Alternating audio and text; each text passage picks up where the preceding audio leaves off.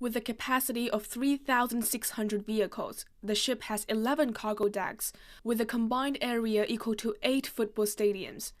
It can carry more than 12,000 tons of cargo, but its LNG battery hybrid technology, together with an optimized hull design, will let it play a big role in showing the way to cut the carbon intensity of ocean shipping.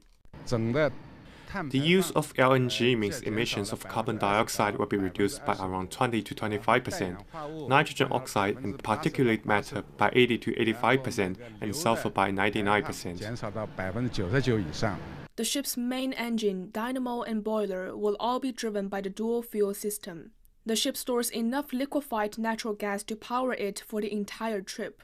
The ship carries batteries, a PTO axial generator, and a controllable pitch propeller. It's green, environmentally friendly, and very fast. The construction group put together 12 technology teams to solve challenges like reducing the weight of internal construction, to ensure the ship did not demand an excess of power.